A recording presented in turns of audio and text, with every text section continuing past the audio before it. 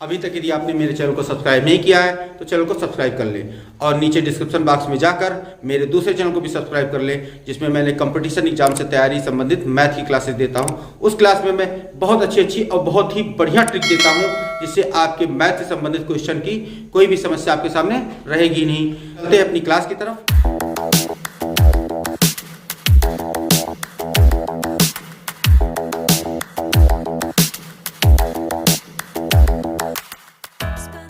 Hello students, स्वागत है आप सभी का एक्सीलेंस क्लासेस में।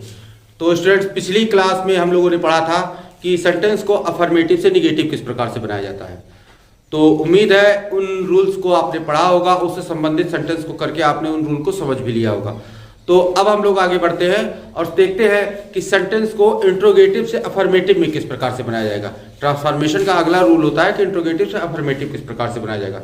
कुछ लोगों के माइंड में ये बात होगी कि सेंटेंस को निगेटिव से अफर्मेटिव किस प्रकार से बनाया जाएगा, इसका रूल तो बीच में आया ही नहीं। तो ये वे सारे रूल को ही जो हमने अभी दिए हैं अफर्मेटिव से निगेटिव बनाने वाले, वे सारे रूल ही यदि आप उल्टे करके यूज करेंगे तो सेंटेंस को निगेटिव से अफर्मेटिव में बना सकते हैं। तो अब यहाँ पे हम लोग इंट्रोगेटिव से अफर्मेटिव बनाने की तरफ आगे बढ़ते हैं और देखते हैं कौन कौन से रूल हमारे आगे आते हैं। तो इंट्रोगेटिव सेंटेंस, जैसा कि आप लोग जानते हैं कि दो प्रकार के होते हैं। कई बार सारे वीडियो लेक्चर मैंने बता रखा है कि इंट्रोगेटिव सेंटेंस दो प्रकार के होते हैं, एक यस नो टाइप सेंटेंस, एक question word type sentence. Yes no type sentence को ऑक्सिलरी वर्ब से प्रारंभ किया जाता है और उसमें ऑक्सिलरी वर्ब सेंटेंस के एकदम स्टार्टिंग में लगाई जाती है। तो ऐसे सेंटेंस हमारे यस नो टाइप सेंटेंस कहलाते हैं। तो सबसे पहले हम लोग इन्हीं सेंटेंस को समझते हैं कि ऑक्सिलरी वर्ब जो सेंटेंस मिल जाते हैं, ऑक्सिलरी वर्ब का यूज करके जो सेंटेंस मिलते हैं, उन सेंटेंस को हम लोग अफर्मेटिव में किस प्रकार से ट्रांसफॉर्म करते हैं। तो पहले स्टेप में हम लोग क्या करेंगे, इंट्रोगेटिव सेंटेंस को हम लोग असर्टिव में बदल लेंगे। इंट्रोगेटिव सेंटेंस को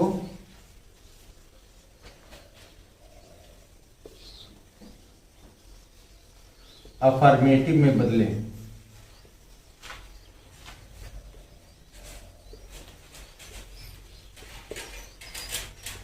अर्थात अगर सेंटेंस है verb plus subject plus object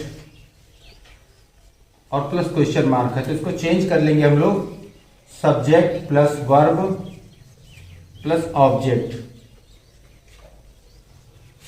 और प्लस फुल स्टॉप में हम लोग चेंज कर लेंगे और पहला परिवर्तन ये हो जाएगा। अब अगले परिवर्तन में हम लोगों को ये देखना है कि यदि सेंटेंस में नॉट या नेवर का प्रयोग नहीं है तो आपको वहां पे उसका प्रयोग कर देना है, और अगर उसका प्रयोग है तो वहां से उसे हटा देना है। तो अगले स्टेप में क्या होगा कि नेगेटिव को अफर्मेटिव या फिर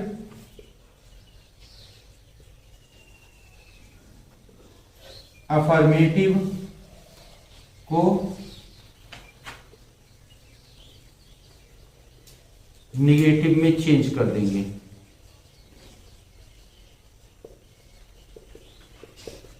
इससे ये होगा कि सेंटेंस तो हमारा इंट्रोगेटिव से अफर्मेटिव बन जाएगा, असर्टिव बन जाएगा, लेकिन वहां पे उस सेंटेंस का मीनिंग नहीं, अर्थ नहीं बदलने पाएगा। और जैसा कि मैंने अपने पहले वीडियो लेक्चर में कह रखा है कि ट्रांसफॉर्मेशन का मतलब ही यही होता है कि सेंटेंस के जो लिखने का स्ट्रक्चर है उसे आप बदल डालिए, लेकिन सेंटेंस की मीनिंग ना बदलने दीजिए। तो यहाँ पे अगर निगेटिव को अफर्मेटिव बना देंगे, अफर्मेटिव को निगेटिव बना देंगे, तो सेंटेंस जो स्ट्रक्चर है वो हमारा इंट्रोगेटिव से अफर्मेटिव या असर्टिव बन जाएगा, लेकिन उसकी मीनिंग नहीं बदलने पाएगी। तो आप इस रूल को नोट कीजिए, उसके बाद कुछ एग्जाम्पल लेते हैं और उसके साथ आपको एकदम से क्लियर हो जाएगा कि ये रूल आपके सामने कैसा शर्त लेकर आया है। चलिए पहला एग्जाम्पल लेते हैं। Are you a student, question. अब इसको मैंने क्या बताया था कि पहले आप इसे असर्टिव में चेंज कर लेंगे। तो यहां पे हो जाएगा, ये वर्ब है, ये सब्जेक्ट है, ये ऑब्जेक्ट है, तो इसको हम लोग कर लेंगे यू आर अ स्टूडेंट। अब दूसरे रूल में हमने बताया था कि यदि नॉट नहीं है तो नॉट निगेटिव वर्ड लगा देंगे, और निगेटिव वर्ड है तो हटा देंगे। तो यहाँ पे निगेटिव वर्ड नहीं है तो यहाँ पे निगेटिव वर्ड हम लोग यूज कर देंगे। तो you are not a student. तो यहाँ पे इस सेंटेंस को हम लोगों ने अफर्मेटिव में असर्टिव में चेंज तो भले कर लिया, लेकिन इसकी मीनिंग नहीं बदलने दी नॉट लगाने के कारण। चलिए एक और एग्जांपल लेते हैं हम लोग।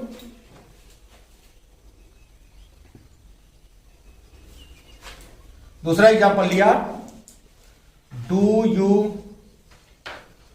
Love him, question. अब इसको जब हम लोग अफर्मेटिव बदलेंगे तो ये डू यहाँ पे अब प्रेजेंट डिफिनिट टेंस का है, प्रेजेंट डिफिनिट टेंस में जब अफर्मेटिव बनाते हैं तो ये यस का प्रयोग नहीं करते हैं, तो यहाँ पे हो जाएगा यू। लेकिन इस सेंटेंस में यहाँ पे नॉट नहीं लगा, तो नॉट का यूज करना, और प्रेजेंट इंडेफिनिट टेंस में नॉट का यूज हमेशा डू के साथ किया जाता है, डस के साथ किया जाता है। तो यहाँ पे डू लगा हुआ, अर्थात यहाँ पे हम लोग डू नॉट का यूज कर देंगे, यू डू नॉट, उसके बाद सेम पूरा यही चीज, you do not love him. Clear? जैसे कि यहाँ पे आप लोगों को अगर सेंटेंस नॉट के साथ नहीं मिल रहा है तो आपको नॉट का यूज कर लेना है, अगर नॉट के साथ मिल रहा है तो आपको नॉट हटा देना है। एक और एग्जांपल ले लेते हैं, यहाँ पे हो जाएगा shall I ever forget him.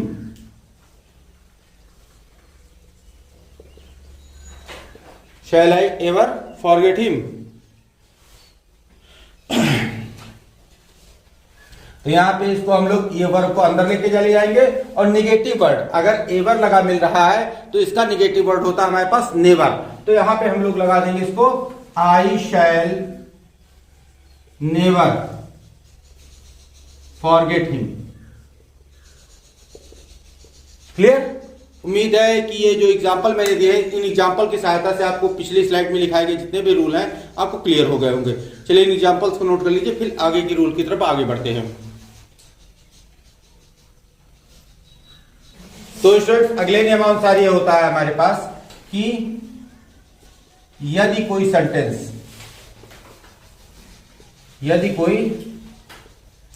Sentence who से आरंभ हो रहा है, हु से स्टार्ट हो रहा है,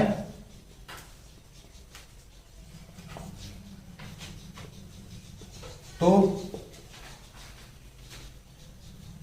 उस सेंटेंस को हम लोग everyone, no one, everybody या नो बडी से स्टार्ट करके असर्टिव में बदलते हैं। अब इसमें दो केस आ रहे हैं। पहला केस हम लोगों के पास मिल जाता है कि यदि सेंटेंस अफर्मेटिव में है,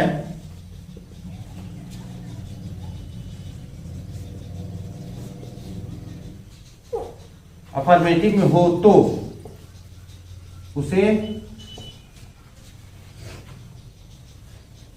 नो वन या नोबडी से शुरू करेंगे। यानी कि पहले शर्त के अनुसार, पहली कंडीशन के अनुसार होता है कि यदि सेंटेंस अफर्मेटिव में हो, यानी हु से यदि आरंभ हो रहा है सेंटेंस, और उस सेंटेंस में कहीं भी नॉट, नेवर या निगेटिव वर्ड्स का यूज नहीं किया गया है, तो जब भी आप उसे असर्टिव में चेंज करेंगे तो नो वन या नोबडी से स्टार्ट करेंगे। जैसा सेंटेंस की मीनिंग होगी, जैसा सेंटेंस का अर्थ होगा, उसी के अनुसार हम लोग नो वन या नोबडी का यूज करेंगे। क्लियर? और अगला केस इस प्रकार से होता है कि यदि सेंटेंस में जो नो, नेवर या किसी निगेटिव वर्ड्स का यूज कर दिया गया है, तो उस सेंटेंस को हम लोग एवरीवन या एवरीबडी से प्रारंभ करेंगे। देखिए इसका रूल, तो ये हमारा है कि सेंटेंस निगेटिव में है तो एवरीवन एवरीबडी से शुरू करेंगी। वही चीज है कि सेंटेंस अगर हु से आरंभ हो रहा है और नॉट लगा हुआ है तो हम लोग एवरीवन या एवरीबडी लगाएंगे, और यदि सेंटेंस हु से आरंभ हो रहा है और नॉट नहीं लगा हुआ है तो नो वन या नोबडी लगाएंगे। क्लियर? चलिए इस रूल को लिख लीजिए, उसके बाद कुछ एग्जांपल लेते हैं तब और क्लियर होगा ये रूल।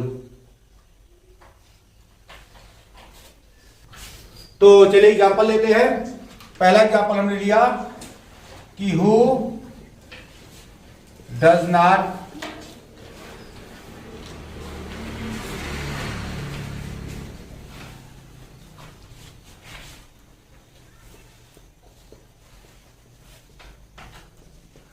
तो पहला एग्जांपल ले लिया हमने कि who does not know Pandit Nehru. तो यहां पे डज नॉट का यूज हुआ है, अर्थात हमने क्या बताया था कि अगर नॉट लगा है तो एवरीवन एवरीबडी से हम लोग स्टार्ट करेंगे। तो यहां पे हम लोग एवरीवन लगा देते हैं, एवरीवन नोज, इसलिए क्योंकि प्रेजेंट इंडेफिनिट टेंस था और हम लोग डज हटा रहे हैं, तो इसलिए नो के साथ हम लोगों ने नोज लगा दिया। Everyone knows Pandit Nehru. Clear. एक और एग्जांपल ले लेते हैं।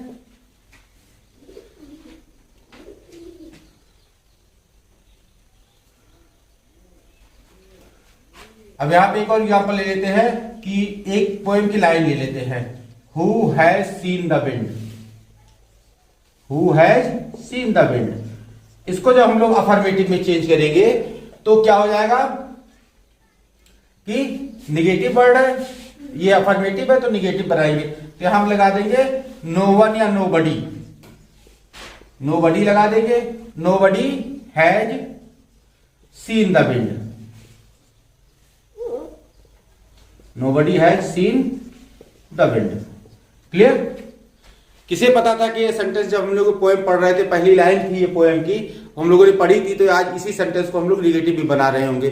तो यहाँ पे देखिए कि ये सेंटेंस अफर्मेटिव में था तो हम लोगों ने नो वन या नोबडी का यूज कर दिया, और यहाँ पे इसको सेंटेंस को अफर्मेटिव में या असर्टिव में चेंज कर लिया। एक और एग्जाम्पल ले लेते हैं हम लोग। यहां पे हो जाएगा who can forget those happy days, those happy days. अब यहां पे ये अफर्मेटिव में था तो अब इसमें हम लोग निगेटिव इसका बनाएंगे, तो इसको नो वन से स्टार्ट करेंगे, no one can forget those happy days. उम्मीद है ये एग्जाम्पल जो मैंने लिखा है, एग्जाम्पल की सहायता से आपको इस पिछली स्लाइड में लिखाए गए जितने भी रूल हैं वो क्लियर हो गए होंगे। तो चलिए इन एग्जाम्पल्स को नोट कर लीजिए, इसके बाद हम लोग अगले रूल की तरफ बढ़ते हैं।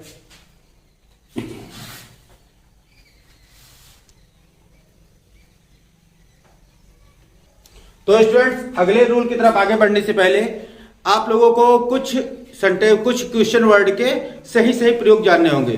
जैसे कि व्हेन का प्रयोग हम लोग किसी भी सेंटेंस में टाइम पीरियड को जानने के लिए करते हैं, हु का प्रयोग करते हैं हम लोग किसी भी सेंटेंस में सब्जेक्ट को जानने के लिए, व्हाट का प्रयोग हम लोग करते हैं किसी भी सेंटेंस में ऑब्जेक्ट जानने के लिए या वर्ब जानने के लिए। तो इसी प्रकार से हर क्वेश्चन वर्ड का क्या यूज होता है इसका मैंने एक सेपरेट वीडियो लेक्चर आपको दे रखा है, जाके उसे आप मेरे प्लेलिस्ट से देख सकते हैं। अगर आपको वीडियो लेक्चर नहीं मिलता है तो उसका लिंक मैं नीचे डिस्क्रिप्शन में डाल दूंगा, ऊपर आई बटन पे भी उसे मैं लिंक कर दूंगा, आप जाके वहां से देख सकते हैं कि किस क्वेश्चन वर्ड का कैसा प्रयोग होता है। इसका एक सेपरेट वीडियो लेक्चर बना हुआ है, उसमें आपको एकदम क्लियर बताया गया है कि किस क्वेश्चन वर्ड को किस जगह के लिए प्रयोग करते हैं और कहां पे उसका यूज किया जाता है। तो अगर वो यूज आपको आता है तो आगे के रूल आपके लिए आसान हो जाएंगे, और अगर आपको रूल अभी नहीं आते हैं तो इस वीडियो लेक्चर को यहीं पे पुश कीजिए और पहले जाके उसका यूज पढ़ लीजिए, देख फिर आइए मेरे आगे के रूल को समझिए, क्योंकि अगर वो भी नहीं आता आपको तो ये रूल आगे समझ में बहुत कम ही आएंगे। फिलहाल मैं कोशिश करूंगा आपको इसमें समझा देने की, क्योंकि वो वीडियो लेक्चर लंबा था तो उस वीडियो लेक्चर को मैं यहाँ पे डाल नहीं सकता हूं, क्योंकि उसके लिए वीडियो बहुत लंबी हो जाएगी, तो इसीलिए उसको मैं कम से कम शब्दों में समझाने की कोशिश करूंगा। लेकिन फिर भी समझ में नहीं आता तो आप जाके उस वीडियो को पहले देख लीजिएगा।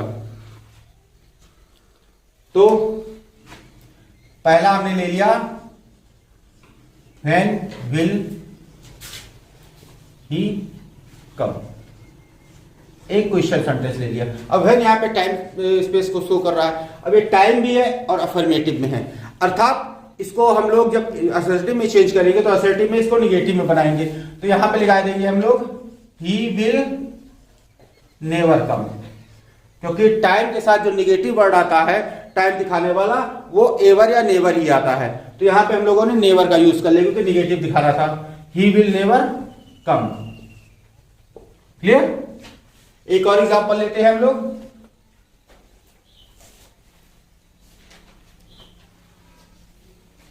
यहां पे हो जाएगा how can I repay you. यहां पे हाउ जो शब्द है ये कार्य करने के तरीकों को दर्शाता है, तो कार्य करने के तरीकों को दर्शाने के लिए और साथ साथ ये अफर्मेटिव में भी है, तो इसको हम लोग निगेटिव में चेंज करेंगे, तो हाउ की जगह पे हम लोग कैसे कार्य करने का तरीका दिखाई देता है, तो कार्य करने तरीके के लिए भी हम लोग यहाँ पे नेवर का यूज कर सकते हैं। और यहाँ पे एक चीज है how can I repay you, मैं तुम्हारा कैसे इस बात की अदायगी करूंगा, मतलब कोई भी उसने एहसान कर रखा है, वो एहसान का पूछ रहा है कैसे अदायगी कर सकता हूं, तो अगर निगेटिव वर्ड इसका आप सोचेंगे तो नेवर ही आएगा, कभी नहीं अदा कर सकता है। तो यहां पे आप लोग इसका नेवर यूज करेंगे और नेवर यूज करके सेंटेंस को असर्टिव में चेंज कर लेंगे। यहां पे हो जाएगा I can never repay you, या ये हो जाएगा आई कैन नॉट एवर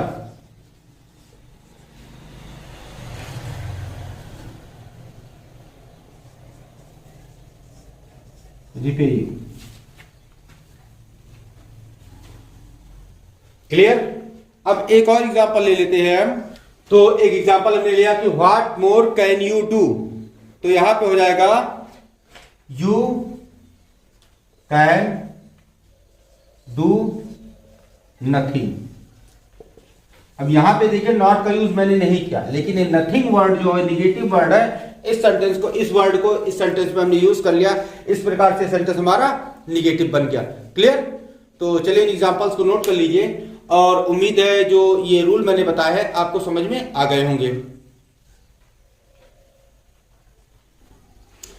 तो स्टूडेंट्स, इसी के साथ आज का वीडियो लेक्चर समाप्त किया जाता है।